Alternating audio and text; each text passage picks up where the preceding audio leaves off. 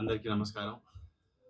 ఇక్కడ దాకా వచ్చినందుకు నేను థ్యాంక్స్ కూడా చిన్న మాటే అవుతుంది. ఎక్కడ తుఫాన్ డిస్టర్బ్ చేస్తుందో అనుకున్నాను. కొంచెమా ఓకే. ఒక 10-11 ఏళ్ళ కింద ఆఫీస్కి తిరిగి ఆడిషన్ ఇచ్చేవాడిని. నాటకం చూసి కరుణ గారు నాకు పలాస ఇచ్చారు. ఆ ఆడిషన్ చూసే రూపక్ నన్ను పరిశ్రమలో క్యాస్ట్ చేశారు.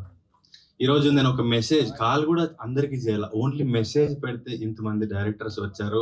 వెనక్కి తిరిగి చూస్తే ఎప్పుడు నేను డల్ అనిపించినప్పుడు కూడా ఇది గుర్తుపెట్టుకుంటా. నేను ఏం సాధించాను అనిపించినప్పుడు ఒక మెసేజ్ తో నాకు ఒక ఫ్రెండ్స్ డైరెక్టర్స్ ని సంపాదించుకున్నాను గుర్తుపెట్టుకుంటా. థ్యాంక్ యూ సో మచ్ పేరు పేరున.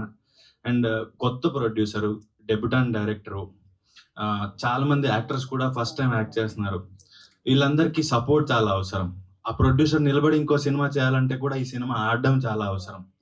సో ఒక రిస్క్ చేసి కొంచెం మార్కెట్లో ఎంత పెడితే ఎంత వస్తుంది అనే మాటలు జరుగుతున్న టైంలో ఒక అతనికి ఒక సందర్భంలో సినిమా చేద్దాంలే పర్వాలేదు అని మాట ఇచ్చి ఆ మాట మీద నిలబడి ఈ సినిమాని ఇంత దాకా తీసుకొచ్చాడు ప్రొడ్యూసర్ సందీప్.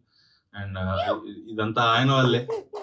అండ్ ఈ సినిమా మేము ఎప్పుడు కూడా షూట్ చేసిన ఫీలింగ్ రాలా. అరకు వెళ్ళాము, 70-80 మంది అందరు కలిపి వెళ్ళిపోయాము, వంట చేసుకున్నారు, తిన్నారు, ఆడుకున్నారు, పాడుకున్నారు, సైట్ సీయింగ్కి వెళ్ళారు, షూటింగ్ అయిపోయింది, వచ్చాం. అంత సరదాగా జరిగింది. ఎక్కడ కూడా షూట్కి వెళ్ళాలి, కాల్ షీట్ ఉంది, పొద్దున్న లేవాలి, ఎక్కడ అనిపించలేదు. డైరెక్టర్ అంతే బాగా హ్యాండిల్ చేశారు. డెబ్యూటెంట్ అయినా కూడా మేమందరం ఒక టూర్కి పోయిన ఫీలింగ్ ఉండింది.